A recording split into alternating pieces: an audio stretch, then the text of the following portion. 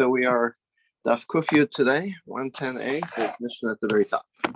So this parak, as you recall, is discussing the rules laid down by these two judges in Yerushalayim, whose names were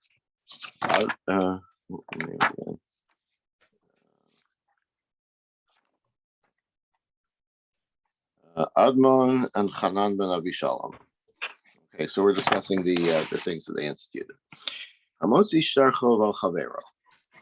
Person who has an IOU. He takes out an IOU that somebody owes him money. The hala hotzi shemachar lo sasada. And then the borrower, or he admits that he's a borrower, but he shows a receipt that he sold that the lender had sold the borrower a piece of land. Admon so Admon says, Yachal hu sheyamar ilu ha'isi chayav lach hayalach aliparas shalchakisham macharteli sasada. If I were really owing you money, I really had a debt, then you would have made sure we settled up in the real estate transaction, right? You wouldn't have left money on the table there, and so that's a good defense against the IOU. But the rabbis say, actually, no, it's more clever to not collect the money and to sell him the land, because if the borrower has real estate, it's a good thing for the lender, because the lender can always collect in case of non-payment. The lender can collect the land from the borrower. The borrower is the land is has a lien on it against the loan. Okay, that changed. Did that change at some point where we can now collect from movable property as well as land? Post Talmudic. Okay, I'll take your word for it. I don't. Thank you. My Talmud Rabbanan. What's the reason of the Rabbanan? Shaber Kamar Adman. It makes the Gemara appears to think that it's more logical to think that rather than have those machinations about, well, this way I'll be able to collect. I mean, it's not ironclad, because maybe the land will lose its value. Maybe the guy will sell the land to somebody else, although that might not work either. But it makes more sense just to collect the money as part of the transaction if he really owes you money. So Gratz Ba'asra the Yahweh Zuze V'Hadarkas Ve'Shtar. We're talking about a place where the practice is that first you pay out the money and then you write the deed. So that we're not talking about that place. In that kind of place, everybody would say that the borrower can say, you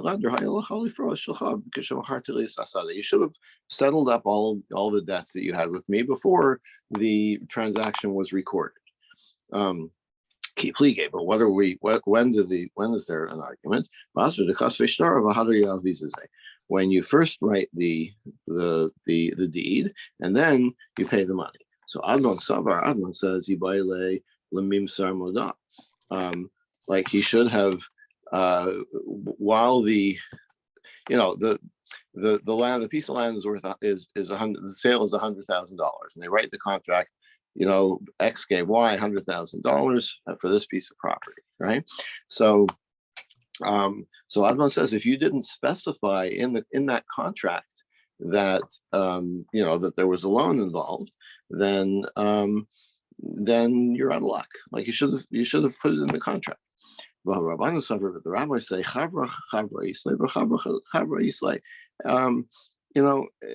things get around, word gets around. Everybody tells everybody something, and there will be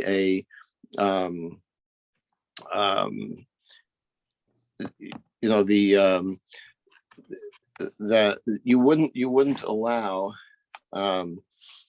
It's not necessary for you to be so specific in the contract, because everybody knows basically that X owes Y the money, and if he did the sale, then it's because he wanted the security, according to the rabbis. Okay, I don't entirely get what the dispute is here, but it's something along those lines. Oh, here, so the Art Scrolls note is that the seller could claim that he didn't want to put that in the contract, or to declare that there's going to be witnesses to a loan, because then the buyer might back out. Okay. Next Mishnah. Two people have IOUs on each other. Reuven has an IOU that says Shimon owes me $100, and Shimon has an IOU that says Reuven owes $100. Admon, so do they cancel out? Admon Omer. So Admon says, Ilu ha'isi chayav l'cha ketzalot alovim mimeni. Wait a second. Whose loan was first? If I lent you money and you still owed me the money, why would you loan me money? It makes no sense. You would pay me back the money, right? Like, why would I agree to that? So in other words, whoever's date of the IOU is first, that one's reliable, and the other one we suspect to be incorrect. But the rabbis say, now each one has its own validity. I mean, if they're valid, IOU documents, then they're valid. Okay, so Gemara says Shnaim Shotzi Sharchov Zelzeh. Itmar the Shnaim Shotzi Sharchov Zelzeh. In this case, Rav Nachman Amar Zego V'Zego. It says, like the rabbi said in our Mishnah, that each one collects. For Sheshas Amar Hafuche Matar Talamali. Like, what's the point? He says, they cancel each other out. Just tear up both documents. Nobody has to pay anybody. They just, we're all square already. Each one retains his own property. So he appears to be talking about where they don't have cash, but they have lien's property that backs up the loan. So they don't have to exchange property, right? They just cancel each other out, and each owes the amount that's of that their property is worth. So they just keep it. So the Choli Alma Idis V'Idis. Now, what kind of property are we talking about? If both of them are prime real estate, then or Banis or Banis, or both of them are average real estate, Ziburis or Ziburis, or both of them are poor real estate. So then that would certainly be no point in exchanging properties. Kiplige, when do they? Excuse me. When do they argue? If the quality of the land is not the same, right? So don't say that you have to take your midtown luxury building and exchange it for some farmland in the Catskills, even if they're worth the same amount. No, maybe this guy wants to keep his midtown luxury building. So then then we have the argument. Nachman Sabar Zego Zego. Nachman says, yeah, you can exchange. I have a contract that says you owe me the money, I'll collect your building. And you have a contract that says I owe you money, you can collect my farmland.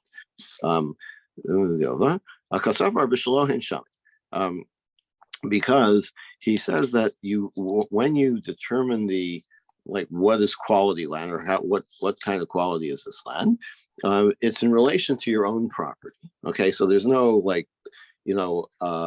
absolute standard. It's like the best property that you own is what we're talking about. So then everybody's my farmland is the best farmland I own, and your luxury apartment building is the best land that you own. So those are both the Havagave Idis. So then each one is each one is the best land that I have. Vasahu v'shakal ziburis. So the other one comes and can collect. He can only collect the lower quality land. Rav Shesha Zamar, Rav Shesha says, why should I switch? No, Rav Shesha says there's an absolute standard, right? So if both of us have equal absolutely, or market value, equal quality lots, then there's no point in switching, because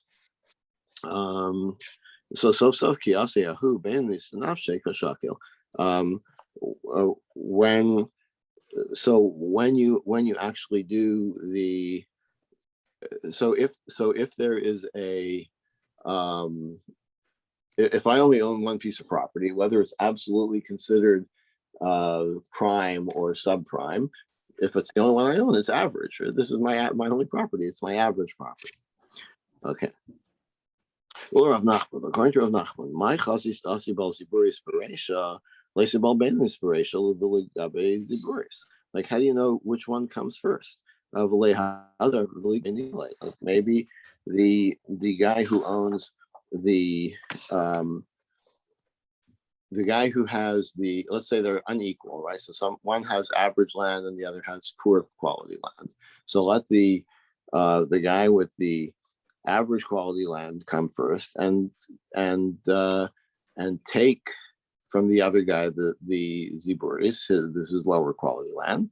And then when the other guy comes to collect from him, he says, okay, you can have your land back. Why would there be an exchange, right? If they're unequal quality, you could get the guy with the better land could get out of the exchange by saying, okay, I'll go first. I'll take your farmland in the Catskills, and then you come to me for collect your debt. Okay, here's your farmland back in the Catskills, and my Midtown property is untouched. Why don't we do it that way?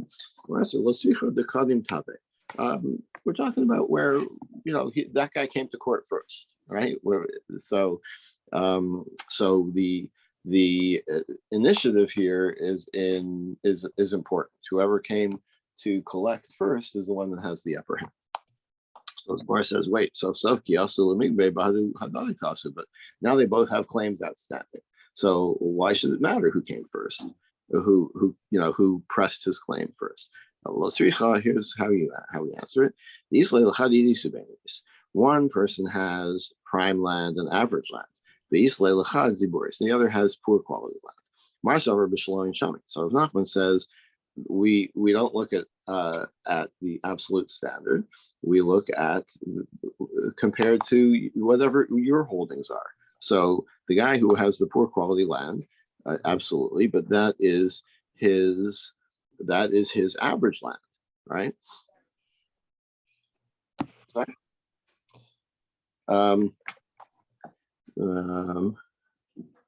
So the guy with absolute poor quality land, to him that's average land. So he should be able to exchange that land for the other guy's average land. But Rav Shesha says, "Marsav b'shal b'shal no, there's an absolute value, and so that's why Rav Shesha that is why Rav Shesha says, like, why bother switching? Because you'll end up switching the same thing. But according to Rav Nachman, you're not going to switch the same thing. By absolute standards, you're switching different quality land. So that's why you actually do it. So the Gemara says, but we have our Mishnah. The rabbis say each one collects. So what does that mean? That is Rav Nachman, right? So what's Rav Shesha's support against the rabbis in our Mishnah? So Tirgum Rav Nachman aliba Rav Shesha's. Rav Nachman is understanding the Mishnah according to Rav Shesha's. In other words, Kagon Shalava Zela Eser V'Zela Chamesh. We're talking about an unbalanced pair of transactions here. One borrowed for a term of 10 years and the other for 5 years. So they're due at different times. And so that's why Rav Shesha would say that you do the switch because of there's one comes due first. That's when he gets to collect. And then 5 years later, when the second one comes due, he can you do the property switch is complete. So Hechidami, Gemara says, well, so let's look at that a little closer. Let's say the first guy borrower is a 10-year term, and the second one is a 5-year term. Baha Lema Admon. So then Admon would say, what he said in the first part of Mishnah, Ilu Hayisi Chayev Lecha, that makes no sense. Why would I lend you money if I owe you money, right? I would pay you back the money, right? but that's not a good argument if the term isn't up, right? If the terms are the same, the due date is the same, then that makes sense. But if the term, if I don't owe you the money for another 5 years, would make and I need the money now, it would make sense that I would borrow the money. Ella, so must be Rishon Lahamish Vasheni Lasser. Must be that the first term was shorter, right? So the first one is a 5-year term, and then the second guy comes and says, uh, you owe me money, but lend me money with a longer term. Like I need it, I need it for longer. So so then it would make sense to say that um, to say that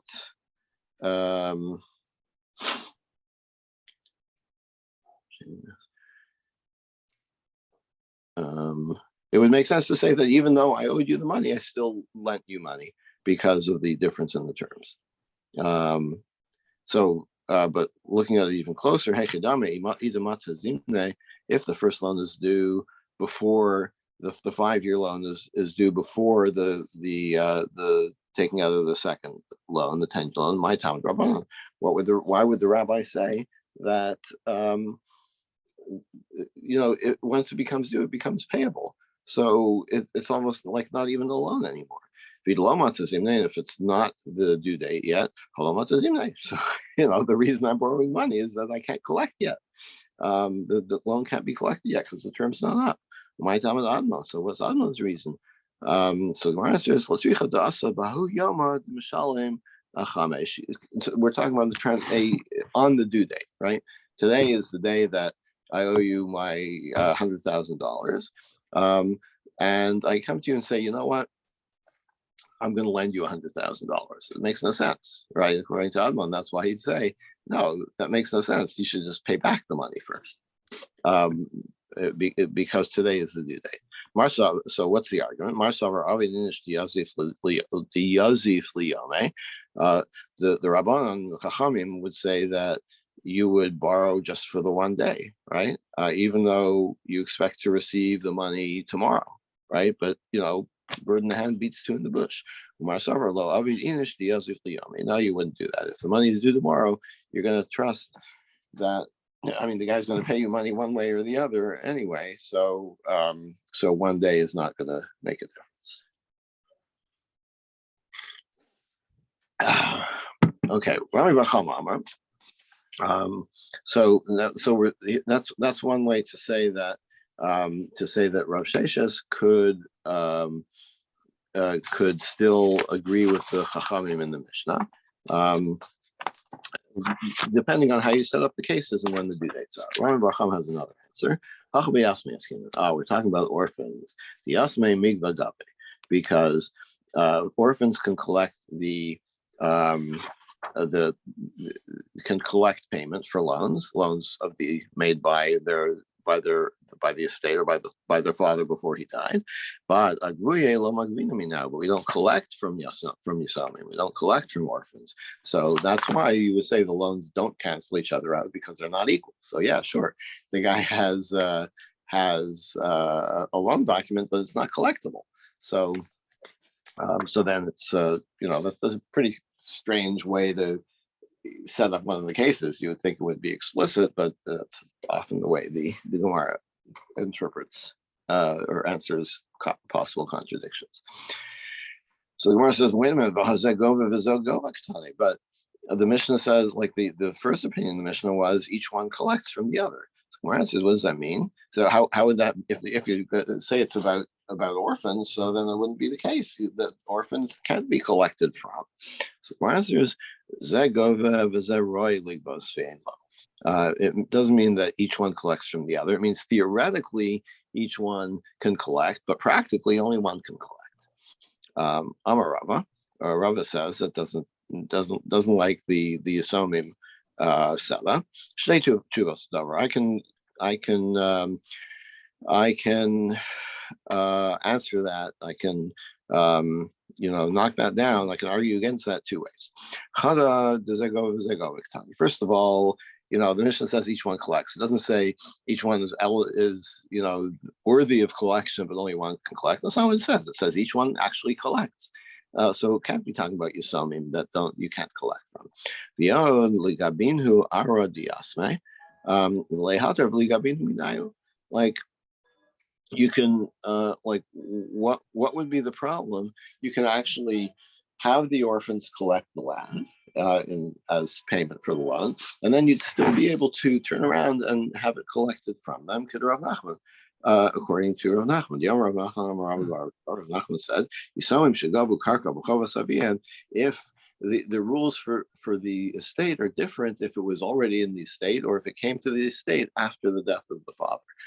What's protected is land that was already property that was already in the estate at the time of the death of the father. But land that was paid to the estate after the death of the father doesn't enjoy the same protection. If the orphans, meaning the estate, collects land because money was owed to their father, and that could be collected from the orphans, unlike what was originally in the estate. So Kasha, yeah, Rav has a good point. This is a difficulty with Rani Bar Chama, but Gemara nonetheless tries to answer it. Okay, why don't we say that it works as follows? The orphans, the estate, have poor quality land. And the other guy has prime land and average land. So then the orphans, the estate, can collect the average land, and then they pay out with their inferior land. Dinami b'shal kol adam showing, because even if you say that there's an absolute that there's an absolute standard that we assess the quality of the land, that you can only collect, yes, you can collect land from an estate, but you can only collect poor quality land, so that's why there would be an exchange. So Gemara says, no, not a good answer. Hani milei hechad lo tafas. Collecting from the estate, poor land from the estate, is only if the creditor hadn't already, like, the only way that you can collect poor quality land from the estate is if the creditor had already established the claim, had already taken the land, the property,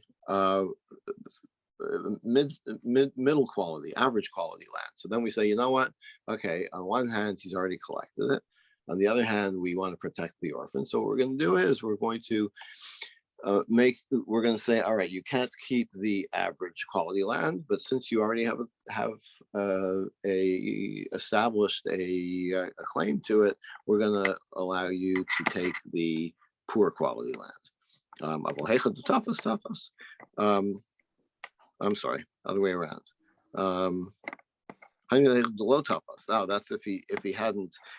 You collect from Ziburis is only if he hadn't collected anything. But if he already seized the land, if it's average land, he gets to keep it.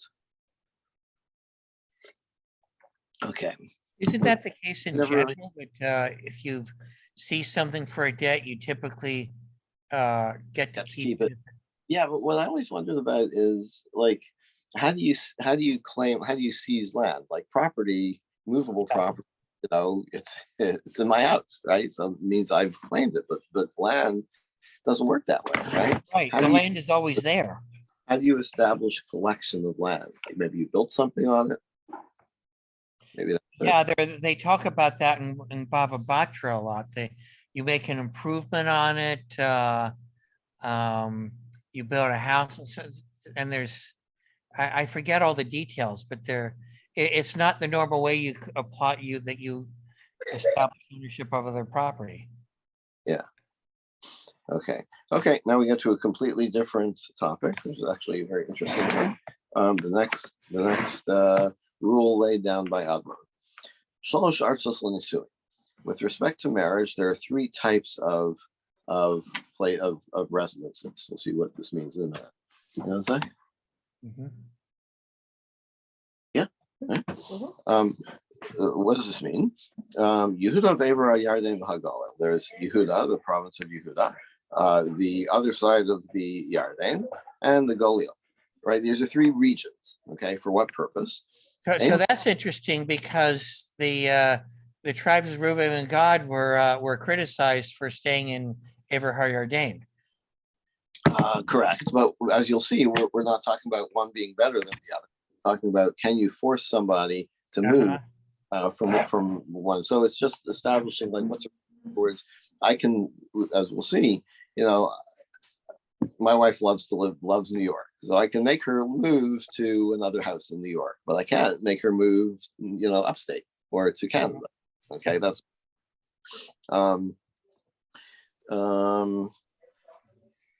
so ein motzin me'ir le'ir. You within one region, you can't force your wife to move from one city to another. Umikrach krach. So Ir is a smaller town and Krach is a larger town. You can't go from one town to another or from one city to another. But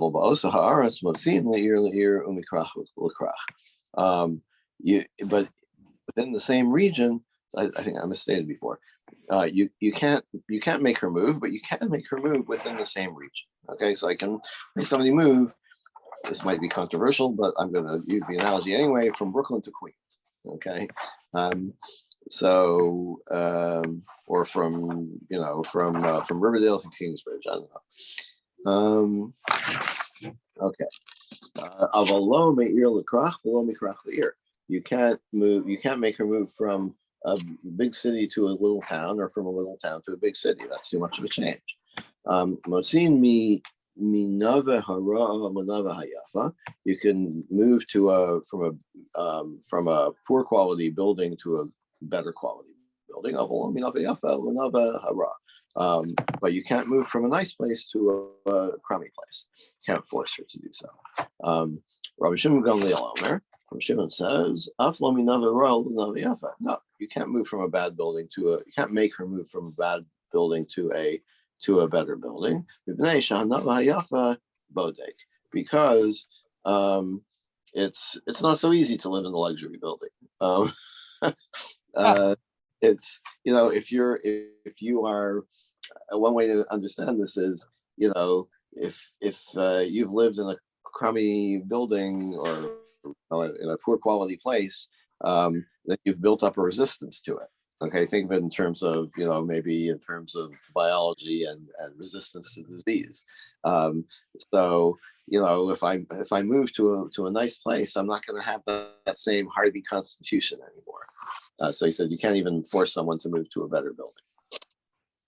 So Gemara asks, so what's the relative utility of living in a big city or a small town? So I understand that you can't move from a city to a town. Because in the city you can find everything. But if you move out to the sticks, you won't be able to to find the nice fruits and vegetables you used to get, or the nice clothes, or whatever. You can't. You're downgraded. So Gemara says, Messiah Leil Rabbi Yossi Rabbi Chanina. This supports Rabbi Yossi. Rabbi Yossi Rabbi Chanina. Minayin she yeshivas krachim kasha. How do you know that living in a big city is tough? Shanamar vayivarchu ha'am l'chol hanashim hamisnadvim l'shavas b'Yerushalayim. This is talking about the return of the exiles and Ezra and Nehemiah. So the people blessed everybody who moved to Yerushalayim. So Yerushalayim is seen as a big city. Of course, it wasn't such a great place to live at the time. They had to really, it was ruined, and they had to fix it up. But the idea is that the people who moved there had to be supported. They were supported with a bracha. It's not so easy to move to a big city, so they needed the support. That was true back in the 19th century when Ashkenazim started moving there in in large numbers. It was not. It was they couldn't make a living for themselves. Yeah, I mean, I would say, well, I guess Yerushalayim was a big city by then anyway, even if it was a tough place to live. Yeah. Okay. Um, so Rav Shimon Gamliel said in the Mishnah, you can't move even from a poor quality place to a better quality place because you'll be less healthy or less hardy. My bodek, what does that mean? That you'll be less hardy? Shmuel. This is based on Shmuel. The Shmuel said, if you change your routine, you're going to end up with gastrointestinal distress. Okay, so I guess the same idea that even if you improve your circumstances, if you're used to a certain way, it's going to cause you change causes stress. We all know moving is a very stressful thing in any case. Kasu b'Sefer Ben Sira, and it's also written in the book of Ben Sira. This is one of the several places the Gemara quotes this apocryphal work. Kol Yemei Ani Ryan. All the days of a poor man are bad. So the Gemara says, "Vayika Shabbosos v'Yom Tovim." First of all, how can you say that? What about Shabbos? Isn't Shabbos nice for a poor person? What about Yom Tov? Kiddush Shmuel. So that is again supported by Shmuel. The Shmuel Shinu Vesas Tchilas Choli Meyayin. Even Shabbos and Yom Tov isn't so good for a poor person because it's a change of routine and it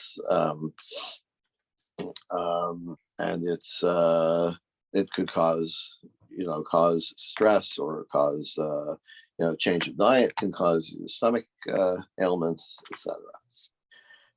So anyway, Ben Sira Omer, another quote from Ben Sira, Af Leilos. Not only are all the days of a poor person difficult, but even the nights are difficult.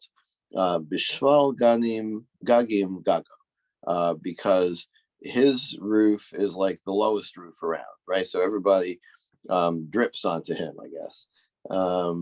He's at the bottom of the trickle down in a negative way cycle. Uvim Rom Harim Karmo, and if he has a vineyard, where is it? It's way at the top of the mountain, so it's harder to get to. Maybe it's harder to grow things up there. And Mimitar Gagim Lagago. So the rain from the other roofs falls onto his roof. Ume Afar Karmo Lakramim, and like because his is on the top of a mountain, like oil tends to get washed off the top of the mountain, so he has a harder time up there. Also, the altitude is different for the grapes, etc. Steinsaltz has an interesting comment that quote is actually not in in the versions of Ben Sira that we have today, but it is actually, the first one is actually in Mishlei. Ah, interesting. Okay. It's usually Chazal is very good about Tanakh, but it's interesting that they missed that. It to be misquoted. Sometimes even within books in the Tanakh. Yeah. Okay, so continuing on this theme of can you make your wife move? Hakol Maling L'Eretz Yisrael, Ve'ein Hakol Motzi. You can make your wife make Aliyah, but not leave Eretz Yisrael. Hakol Maling Yerushalayim, and then even within Israel, you can make your wife move to Jerusalem. Ve'ein Hakol Motzi. You can't make your wife move out, your family move out of Jerusalem. Echad HaNashim ve'echad HaNashim. Now I've been saying wife, but actually it's the same. Neither spouse can force the other to move to a worse place in the case of Eretz Yisrael, Chutz La'aretz, or Yerushalayim and outside Yerushalayim. Nasa Yisha Eretz Yisrael. If you get married in Israel, Beger Eretz Yisrael, and then you get divorced in Israel, Nasa Lemimos Eretz Yisrael. You have to pay in shekel your ksuba. Nasa Yisha Eretz Yisrael. But what if you get married in Israel? The Gersha Bekapotkia. You divorce her in Cappadocia, but basically it could be anywhere. The idea is where the currency is not as stable. You can pay her in shekel. If you marry in Chutz La'aretz, you divorce her in Eretz Yisrael, you still have to pay in shekel. Okay, so there's a preference here for the land of Israel. No, if you get married and you obligate yourself to the ketubah in Chutz La'aretz, in wherever in Venezuela, then you can still pay in Venezuela. And oops, I don't know what they use in Venezuela. Pesos, I don't know. Even if it's to her disadvantage. Also, you should if you marry a woman in Chutz La'aretz, and you divorce her there, then you don't have the right to use shekel at all. You have to use the local currency that you were indebted to her in the first place. Interesting, the Gemara doesn't discuss, the Mishnah doesn't discuss, like, what if I, obligate myself to the ketubah, get married in one country outside of Eretz Yisrael, and divorce in another country? Then what is it, right? Maybe we'll see. I don't remember if we get to that or not. Okay, so first we'll look at Hakol Mal and Eretz Yisrael. Oh, back to your thing about Venezuelan currency. It's called the Bolivar, and they've had hyperinflation there. Right. Yeah. Which As the currency, is relevant, and something that Chazal don't talk about a lot is how the Roman Empire in its last centuries was defacing their currency a lot. Yeah, well, we do have the concept of earlier valuations and later valuations of the shekel, for example, right? Right. But I think that's referring not to to completely different time periods, not to from one year to the next. Yeah, the Romans like to reduce the silver of their primary coin, which was the denarius, and it had almost no silver by the end of the Roman period. I learned something new today. Thank you. Okay, so the Gemara first talks about the making your spouse move. Hakol Malin, and everybody can force the other family members to move to Eretz Yisrael. Lasuyamai. What does it mean? Hakol, everybody. Lasuyavani. Even servants, right?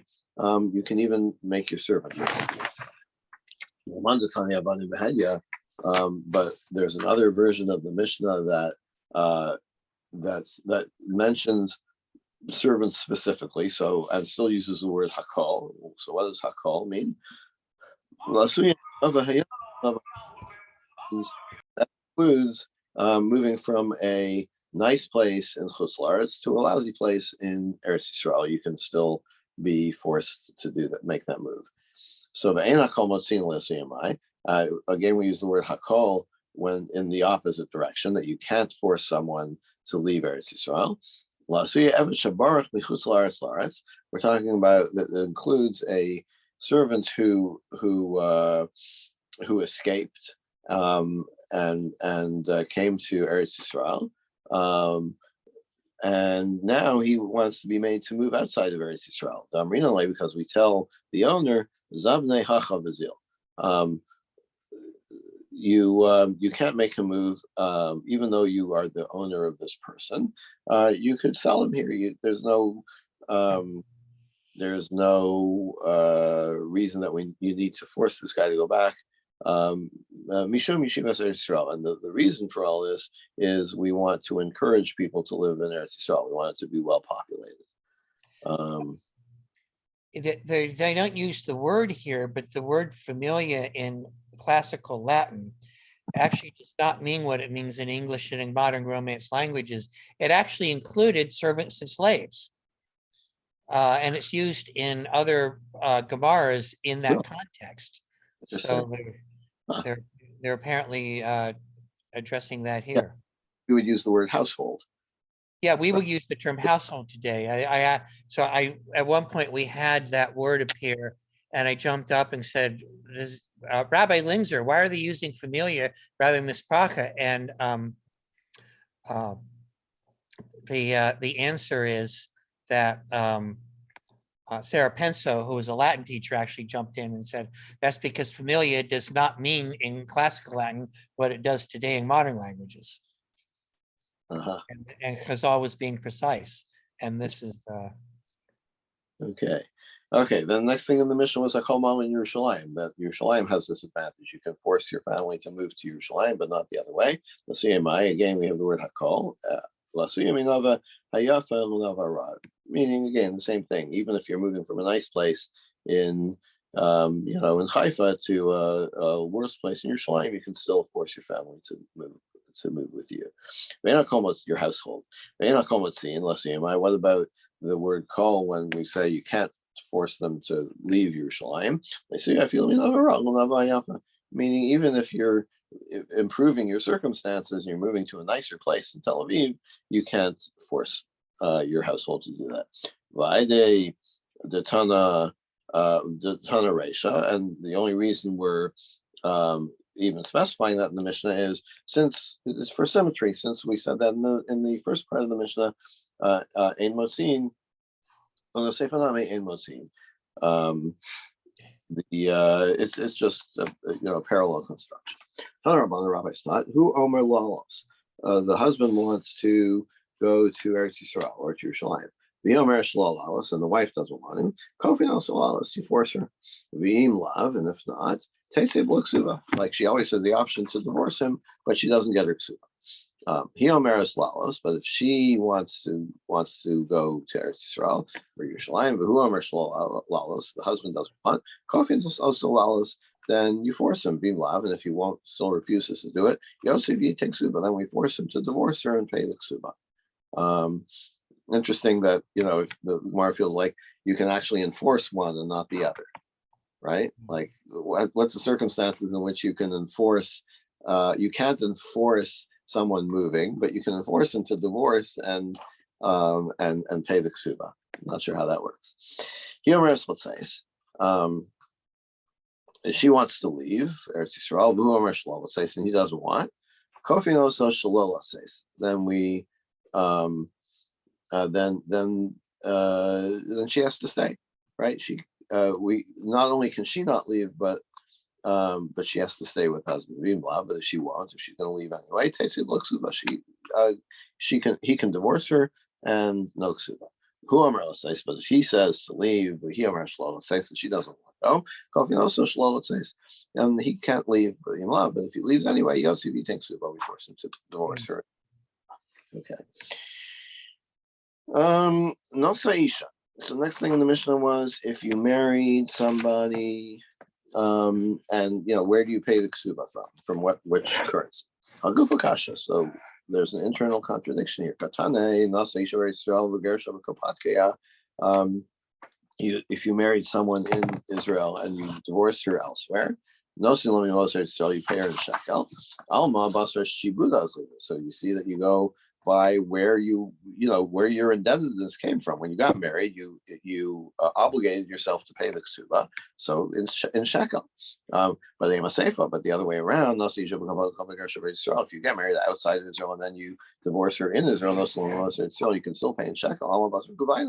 So then it appears to be by the place where you actually have to pay it out. What's the local currency? So the answer is obvious. I mean, we're talking about, specifically Eretz Yisrael. Rabba says, Mikulei Ksuba Shanukan. This is one of the leniencies of the Ksuba. Kasavar Ksuba Durabanan. The Mishnah thinks that the Ksuba is really just a rabbinic obligation.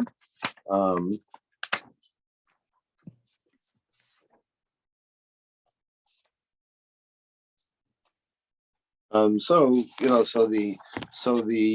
basically the rabbis let you choose what you want to pay with. Okay, so according to this interpretation, it seems like it's the husband's choice which to pay. Rabbi Shimon Gamliel, Rabbi Shimon says, no Salomos Kapotkia, because he says that if you married in Chutz La'aretz and divorced in Eretz Yisrael, you can pay in the Chutz La'aretz the currency. He holds that the ksuba is a daraisa obligation, and so you can't lighten the obligation for the guy. We can't make it easier on him. He has an obligation to pay in the currency where he obligated himself. Tana Rabba, Rabbi's taught. Hamosi shtar chova chavera. Come up with an IOU. Somebody owes you money. Kosovo Bavel. If it was executed in Bavel, in Chutz La'aretz, then you pay in Babylonian. Charlie, what do they use in Babylonia? Well, that would have been Persian at that point. Okay, And so, Eretz Israel was Roman, so that's actually a big difference. so what currency did the Persians use? Well, the Persians actually had gold coins, Okay. and they were almost unheard of in Rome. Anyway, so you pay in Babylonian currency. Kosubar Yisrael, Magbeim Mos Eretz Yisrael. If the location recorded in the IOU is Eretz Yisrael, you pay him there. Kosubar Stam, if it doesn't say where it was executed, then Hotzio Babavel Magbeim Mos Babel. Then it depends on where you're collecting. If you're collecting in court or whatever, it doesn't have to be in court, but you're collecting in Babel, you take the local currency. Hotzio Eretz Yisrael, Magbeim Mos Eretz Yisrael. If you're collecting in Israel, you collect in shekel. Okay, that makes sense. Kosubo Kesef Stam. If it says silver, right? I owe you 100 silver coins, and it doesn't say what kind of silver. Then the and this, I guess, what Charlie was saying is relevant. That how much silver is in the coin makes a difference. Then it's up to the borrower. He pays, like, he can fulfill his obligation with lower quality silver or whichever kinds of silver he wants to pay back with. Mashenkin b'ksuba, but that's not the case with the ksuba, right to the brisa. Okay, so what does it mean? That's not the case. What is not the case? Because we had a couple of things here, right? Local currency, types of silver. Aha, what are we talking about? The ksuba is different. Amar Masharsha Reish, or Sharsha says it's the local currency that the ksuba it doesn't is not subject to the same rules. And we saw already the reason is that if it's rabbinic, then the rabbis went easier on the husband, maybe to make sure that he would pay. But so that would be so that would exclude the view of Rabbi Shimon Gamliel Domer Ksuba Doraisa. So you can say that the Ksuba rules are different around which currency you pay in. If you hold that it is a rabbinic obligation. Kasubo, we're getting kind of late here, so let's just finish up this. Kasubo Kasef Stam Mashir Salova Magbeim. So if it just says I owe you silver, then the borrower can choose what kind of silver to pay. V'ema Naska, maybe silver without specifying the type means like silver, like a bar of silver. Silver coins. If the contract says silver coins, then it means whatever silver coins you want to pay with. Ve'ema prite. Maybe it means silver. Maybe it means. So if you're saying that the loan document refers to coins, maybe it means copper coins. Maybe it doesn't mean silver at all. You don't make those coins out of silver. If you're using silver is used for higher denominations, basically. Okay, let's stop here for today. It's getting late, and we'll pick here tomorrow. Oh, Thank you, Doug. okay. Thank you. That's all.